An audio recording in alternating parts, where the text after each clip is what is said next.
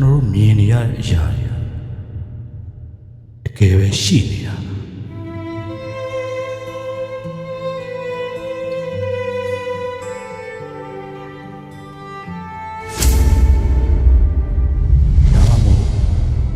ကိုယ့်ရဲ့စိတ်ကူးရင်မှုတတ်တွေပဲလားမင်္ဂလာပါခင်ဗျာဒီနေ့မှာတော့ကျွန်တော်တို့ Easy Play ရဲ့ပထမဆုံးစတင်တင်ဆက်တဲ့ The Connecting with Upland အစီအစဉ်ရဲ့ Session 1 Volume 1အနေနဲ့ကမ္ဘာကျော်ရုပ်ရှင်ဝေဖန်ရေးဆရာတွေရဲ့ချီးကျူးမှုကိုအခဲနဲ့ရှာဟန်နေဆိုတဲ့ကိုရီးယားရုပ်ရှင်ဇာတ်ကားအကြောင်းတော့ပြပါမယ် 그냥 노는 거예요? 저 사람이 너 왜 만나는 것 같아? 그거에 대해서 생각해 본 적 있어? ဒီဇာတ်ကားစာရေးဆရာဖြစ်ချင်တဲ့လူငယ်လေးကျော်စု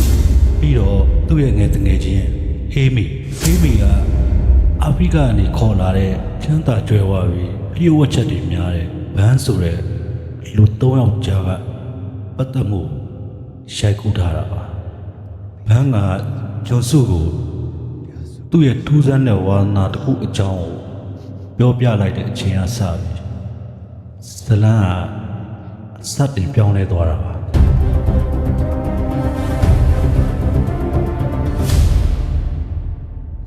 အဲ့ဒါတော့သူဟာဆုံးပစ်ထားတဲ့တဲအဟောင်းတွေကိုတော်အဟောင်းတွေကိုမီးရှို့ဖျက်ဆီးရတာဝါနာပါတဲ့လူတယောက်ဖြစ်နေတဲ့အကြောင်းပါပဲဒါပေမဲ့တကယ်တမ်းသူရှို့ခဲ့တာကိုတော်အဟောင်းတွေတဲအဟောင်းတွေရောဟုတ်ရဲ့လားဒါမှမဟုတ်ခြားအရာတွေလား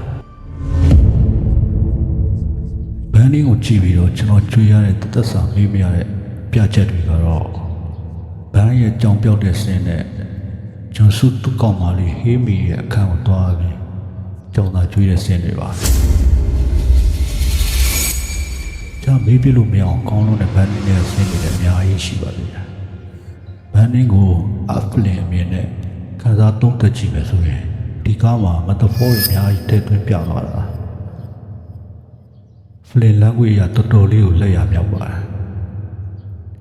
စကားတွေကကြောင်သွင်းတဲ့မီးရှို့ခြင်းစတာတွေအတိတ်ပဲတွေအများကြီးကိုစောင့်ပါတယ်ကြည့်နေတဲ့ခုမျက်လုံးကိုတော့ကိုပြန်မယုံရတဲ့ခံစားချက်မျိုးရှာလာတဲ့အထိပါပဲဘန်နီကဆက်ရှိန်တက်တာနေပြီပဲစပိဝိုင်းမှာတော့ကျွန်တော်တို့ပါဇက်ဟောင်းသားပြတ်သွားစေနိုင်တော့တဲ့အထိစဉ်းစားစရာတွေအများကြီးချန်ထားပေးခဲ့ပါတယ်သူတို့အနေနဲ့ psychological trailer ကားကောင်းတကားကိုကြည့်လို့ရှာနေဆိုဘန်နီကျွန်တော်အနေနဲ့ညှို့ဆိုချင်ပါတယ်ကျွန်တော်တို့ Easy Play အနေနဲ့ဘန်နီကို rating 6.5 က7ထိပေးထားပါတယ်ဘာကြောင့်လဲဆိုရင်ဘန်နီမှာ film making နဲ့ film language ကိုတကယ်ဝါသနာပါတဲ့လူငယ်တွေအတွက်လေ့လာစရာသင်ယူစရာတွေအများကြီးပါဝင်နေလို့ပါပဲဘန်နီမှာ visual ဘိုင်းကတော်တော်လေးကိုလှပါတယ်နောက်တော့ဘန်နီကိုကြွေရတဲ့နောက်တစ်ချက်တစ်ချက်ကတော့ editing ဘိုင်းပါပဲဒါကြောင့်ကျွန်တော်တို့ Easy Play အနေနဲ့ The Connecting with Upland season မှာပထမဆုံး recommend ပေးခြင်းနဲ့ဇာတ်ကားတော့ In a more thematic sense, cremation.